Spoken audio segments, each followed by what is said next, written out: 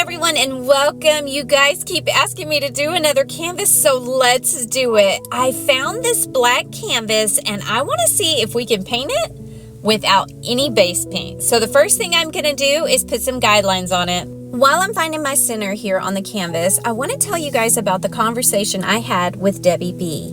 We were talking about the segments that you use in your guidelines. Those are all the lines that make up the pieces of pie.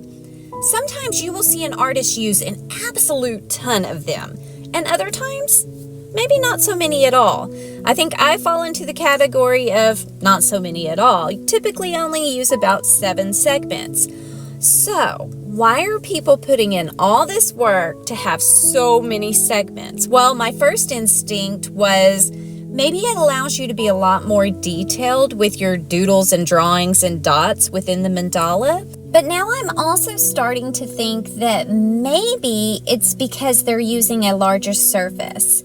You guys, I think that people use more segments for a large mandala than they would for a small mandala, because the further and further to the outside that you get, the further and further the spaces between those segments are.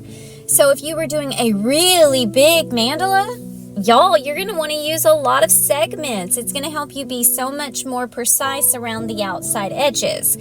Anyway, that sounds really cool. I want to give it a try.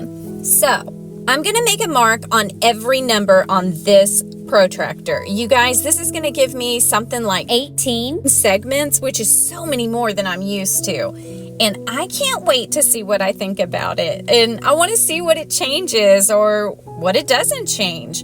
And we will talk about it, I hope, down in the comments. I want you guys to let me know why you use the number of segments you use. If you've ever even thought about it, I never had. And let me know how this one turns out. Now, I'm going to be quiet and we are going to finish these guidelines and we're going to get to painting and hope we don't make any mistakes because I'm not sure how to fix them if I don't have a base paint. So, let's get going, you guys.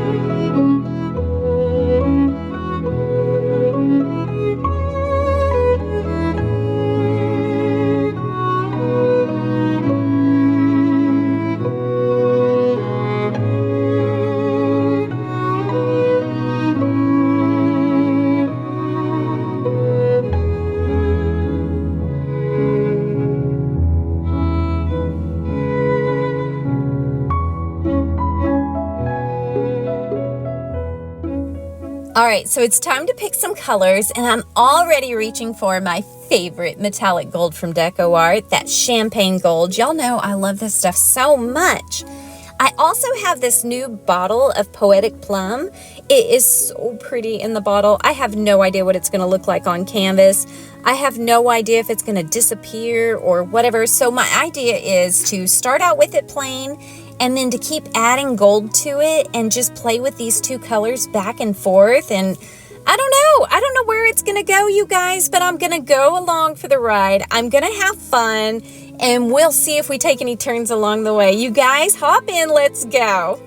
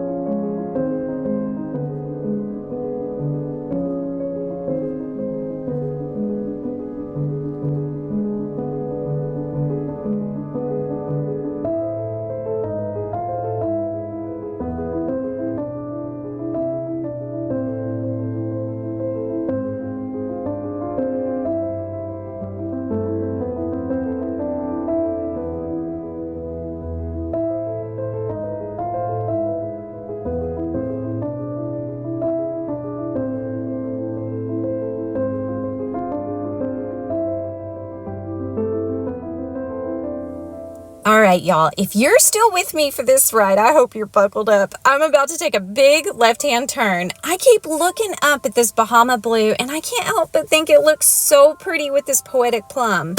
Now, y'all know I am no good at picking out colors. Sometimes I get lucky, though, and I'm really hoping this is one of those times. I'm going to add some drops of this slow dry additive just in case it's one of those light colors that has a tendency to crack when it dries. Y'all, I don't want none of that happening. Y'all cross your fingers that I haven't made a big mistake here. Let's keep going.